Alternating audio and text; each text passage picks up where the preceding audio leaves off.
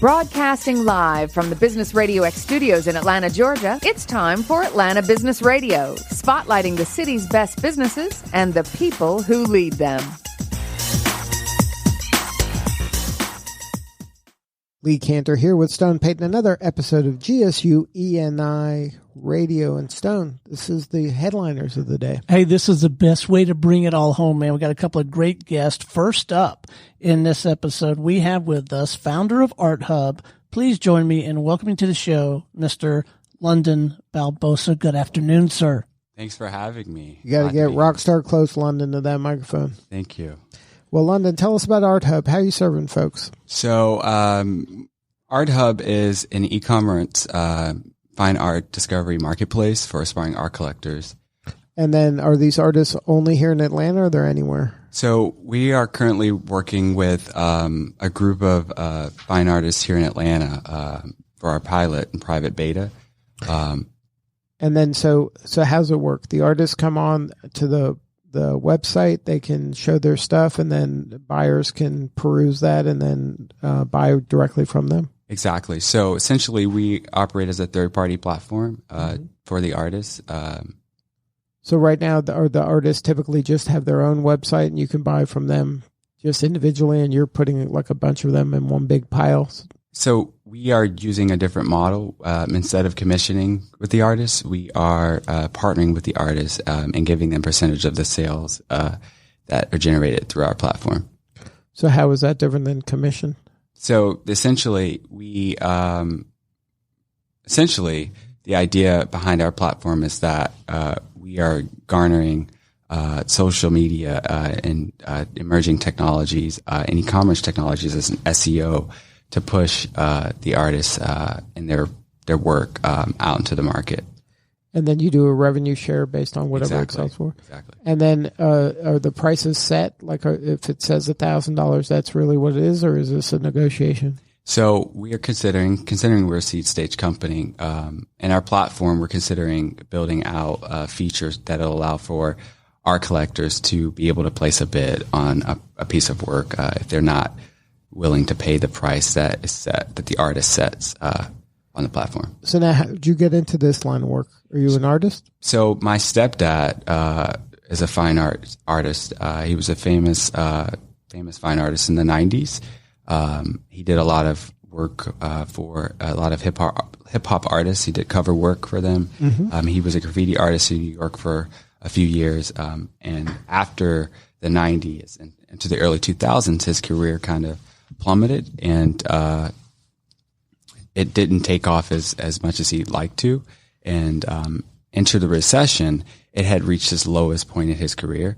And growing up, I had asked if he thought that technology or e-commerce would impact his career as an artist, and he said no. And I was 18 at the time, and I was like, I'm going to prove him wrong. Than that. Exactly. I'm going to prove him wrong.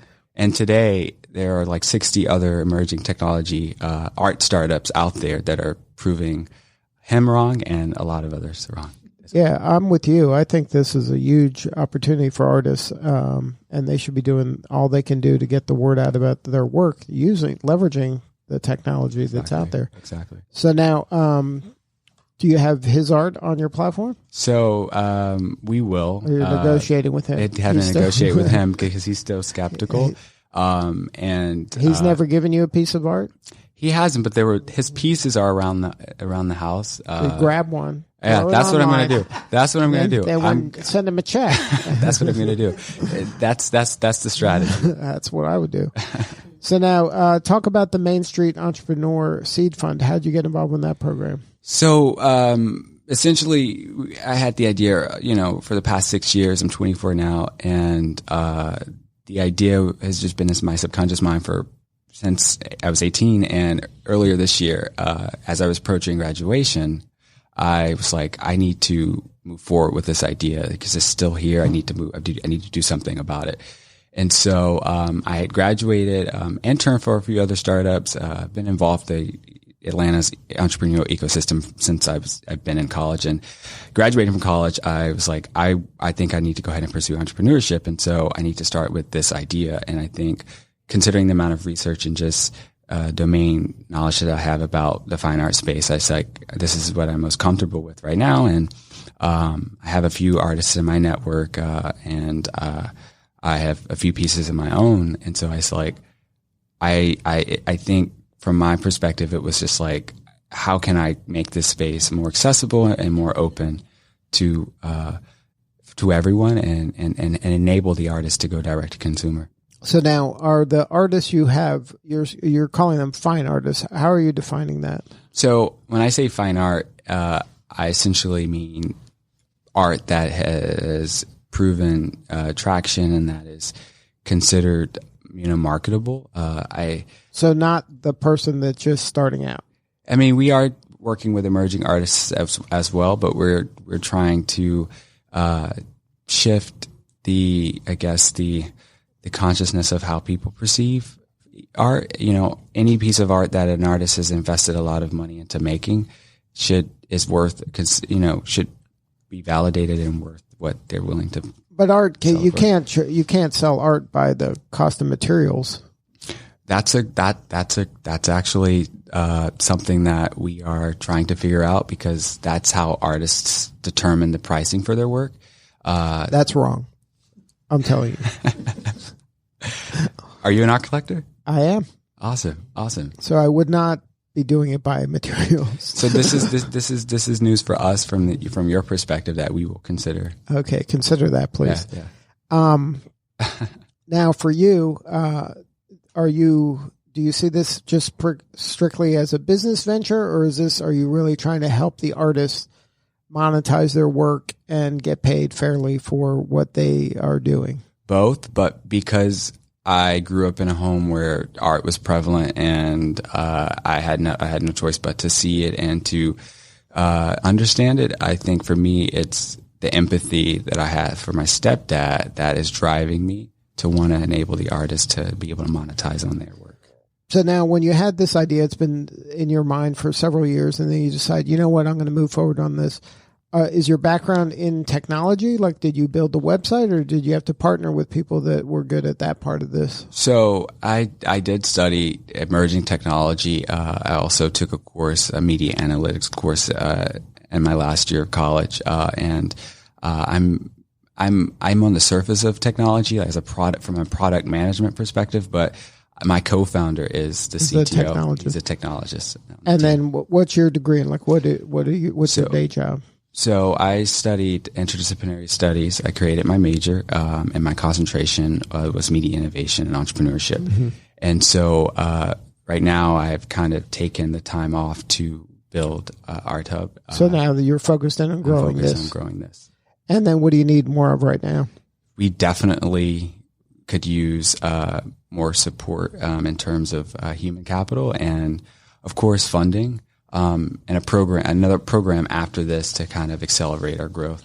Now, when you need more bodies, it sounds like in what areas are you going to kind of deploy these people? Marketing to who? To the customer or to the artist? Both. I'm responsible for, as a business developer, for reaching out to the artist, the collector, and working with local galleries and really building the momentum for the team, and acquiring all the needs for the business. But as we grow, social is definitely going to be a main contributor to our growth. And we'd like for someone with that expertise to kind of help us scale that piece of the business. So now, if an artist has kind of made it to a certain level, aren't they already affiliated with galleries, and they already have relationships with people that are helping theoretically to help them get the word out? You would think, but a lot of the artists that we're working with have never had any gallery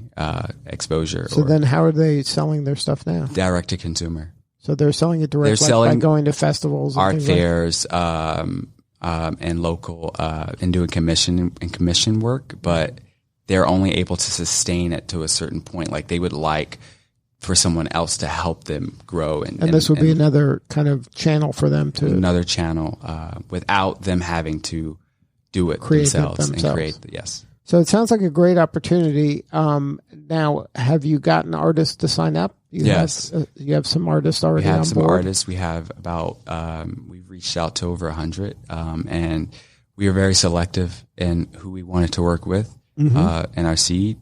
And so, we have, signed on and are currently onboarding about 10 to 15, to, onboard their work onto the platform as we get closer to launch. And then, what is the medium that they're in? Are they painters? Are they graphic design? Are they sculptors? It's painters. So all of them are painters. We are trying to start with one category, but we'd like to grow into all other categories as photography, sculptures, and an array of other fine art categories. But we are started with painting. And then the painting, is it any type of painting?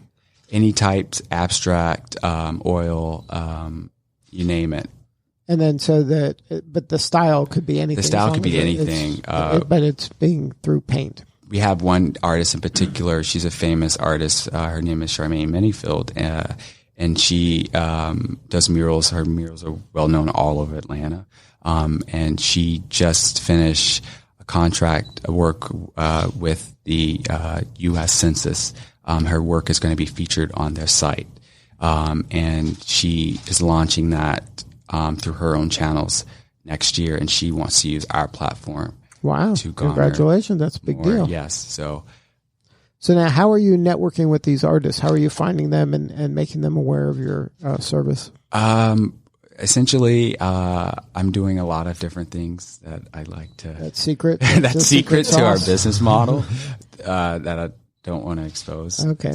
Yeah. And then, so now you got some money from the Main Street Entrepreneurship Seed Fund, and now you're investing that back into the business in terms of building out the website and doing this networking and marketing that you're doing to grow the artist pool. Are you doing any work to get collectors on board? Yes. So that's the next stage of our business model that we are going to, we're working on, but we feel that it's important to build a supply before we are able to go to collectors to say, hey, this is what we have to offer. What do you think? What do you want more of? What do you want? What is lacking from the channels or the galleries you're collecting from? Or we're approaching it from an unbiased perspective so that we're able to really use those insights to grow. So now, what's kind of the timeline of when this launches? So we are essentially working on our proof of concept as of right now, and we're hoping to have that fully developed for our pilot by the end of the month, and then going into 2020 in January, we are our plan and our timeline is to have and connect our pilot with local art collectors and our network, and then develop our MVP for Demo Day, February 27th. And Demo Day is part of the seed fund? Yes. And that's when you'll all get to demo your where you're at with your business. Yes. And then at that point, you're looking for more funding? Yes.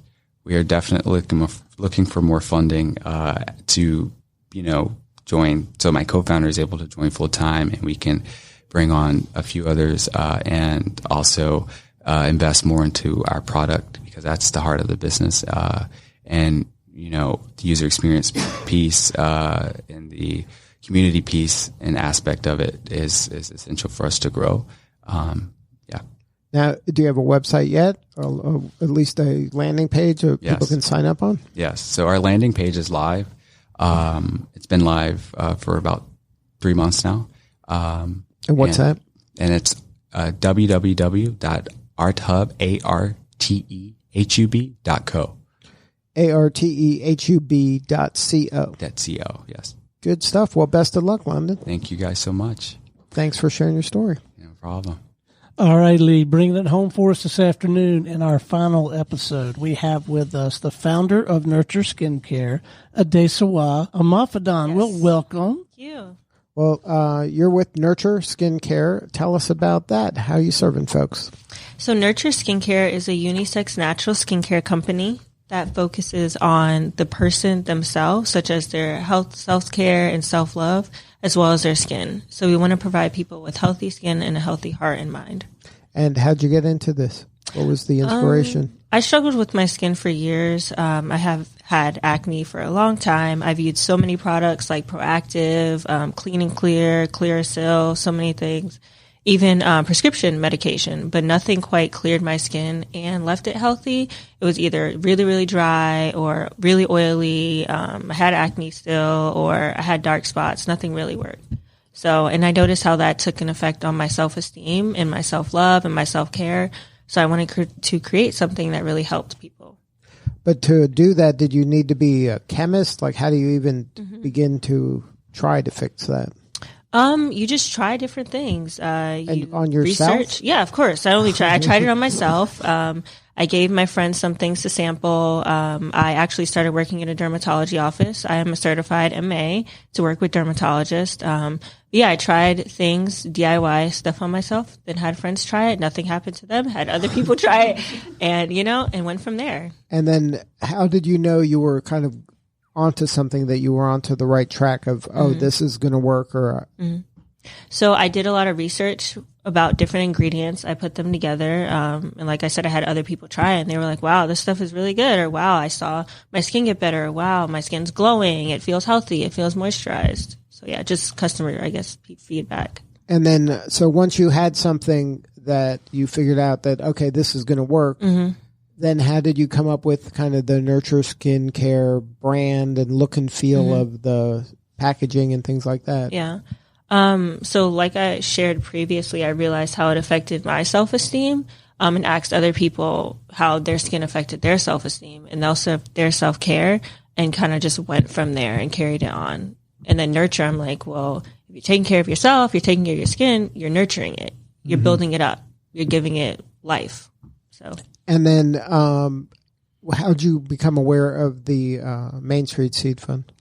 So I'm really active in Georgia State's entrepreneurship, like just department, I guess you can say. And I received an email from them about it, and I applied, and it went from there. Had you ever done anything entrepreneurial before? I guess yes. Like in elementary school, we all sold cookies, sold lemonade, sold bracelets, and I just kept going from there. I started like babysitting and started my own little babysitting thing, started my own tutoring thing, but never really tried to solve a problem. I was just doing something to make money. So now this is more personal? Yes, of course. Yes. And then do you see this as now this is what your career is going to be for a little bit, or do you see this as a side hustle while you get a real job? No, my career is for a little bit. I have many ideas. And then, how do you see it expanding beyond skincare or in other areas of skincare? I see it growing. Well, right now I just have like an exfoliator and oil serum and a beard oil, but I see it expanding with cleansers and moisturizers and stuff like that. And then I want to create like my own nonprofit organization for anti-human trafficking, and then also like a modesty clothing line, and just stuff, other things. And then, so that'll all be kind of underneath this umbrella of Nurture? Yeah, I guess you can say so, yeah. And then what's the biggest challenge so far in kind of developing this? Time, because I work full time. So you have a day job? Yes. That's not this? No, it has nothing to do with this. But that's kind of helping fund this? Yes, sir, as well as the seed fund. And then are you selling it direct, or are you selling it online? Like how does someone even buy this? So right now they could just go online to nurturskincare.com. But then other people that I see or know, like I can give it to them directly. Are you trying to get it into other stores? Yes, but not right now. Not right now. Mm-hmm.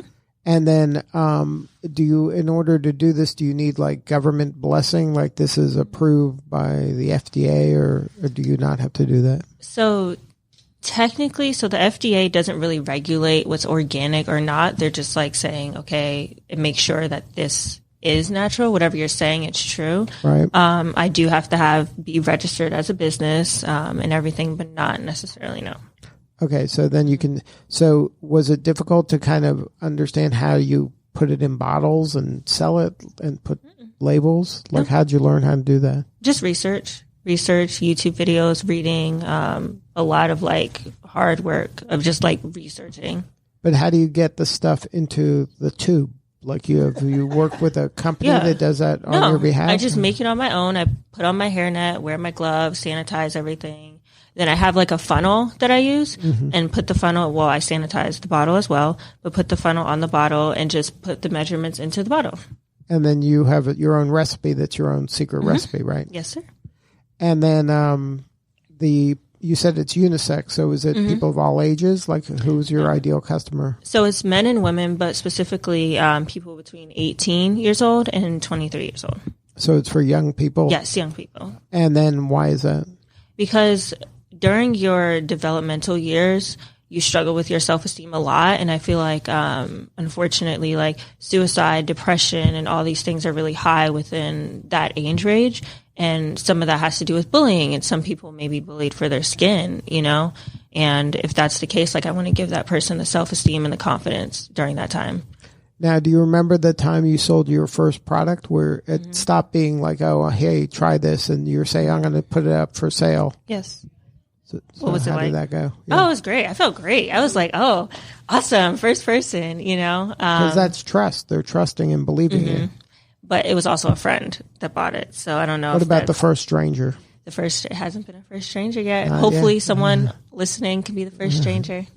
And then if they did want to go, they can go to your website, nurturskincare.com, and that's nurture without the E, right? Nurtur skincare.com. Mm-hmm. Yes, sir. And they can get it there. Now, for you, being part of this program, how has that kind of affected your life? When you were younger, did you always think I'm going to be an entrepreneur? No, I didn't. At what point did you go, you know what, this could be a path for me? It was my sophomore year when I decided to switch from nursing to business. So at some point you saw yourself differently? Yeah, I mean, I've always wanted to do business, but I didn't know what. And then that sophomore year when I transitioned, I was like, no, I want to own my own business and I really want to go after it. And then what gave you the confidence to say, okay, I can do this and I'm going to make this happen? Like this specific business or in general? This specific business. My passion behind it, really. That year I was like, okay, I want to do this. But I saw how it affects other people and I saw how it affects their self-esteem and stuff. And I saw it affected mine and I really care about people. So I was like, I really want to help and I really want to make a difference. I don't want to be another skincare company just selling products and telling people your skin's going to be clear. I really want to help people. So, and then because you felt that there's some skincare companies that are maybe misrepresenting or they're not, they just care about the money. They don't really care about helping people. Yeah. I believe so. I mean, look at the commercials. Look at their websites. It's just people with a bunch of clear skin like, oh, look at me, blah, blah, blah. Like it's magic. Yeah. It's like, no, a person is deeper than just their skin. It affects their self-esteem. It affects how they care for themselves. And people have told me themselves that they're scared of getting another pimple because of the way that it makes them feel. And I don't want people being terrified of a pimple. You know, like your physical appearance does not affect your, like, you know, like you are worth so much more than your physical appearance. And that's what I want to communicate to my customers, that they are valuable, whether their skin's clear, whether it's not, whether they're short, whether they're tall, they have value. So, yeah. So now how are you going to kind of help them in terms of giving them the self-confidence to believe that to be so? And create that community that helps them believe that to be so. So currently right now, with every product that a person purchases, they receive like a nurture card, and it's like 3 ways to practice like self-love and self-care. But I'm working on a pamphlet that goes deeper into that and deeper into what we do. And then on my social media website or on my Instagram, I post content that helps people with that. And I'm trying to get more into that. So giving them like quotes or just things that they can use to help them. Right. So inspiration to help them feel better about themselves. Good stuff. Well, best of luck and congratulations. Thank you. And thanks for sharing your story. Thank you. Thank you for having me. And then one more time, the website. Nurtur Skincare, nurture without the E.com. All right. Well, thanks both of you for being part of the show today. And it's always fun here at GSU. We learn some new things every time. And this is Lee Cantor for Stone Payton. We will see you all next time on GSU ENI Radio.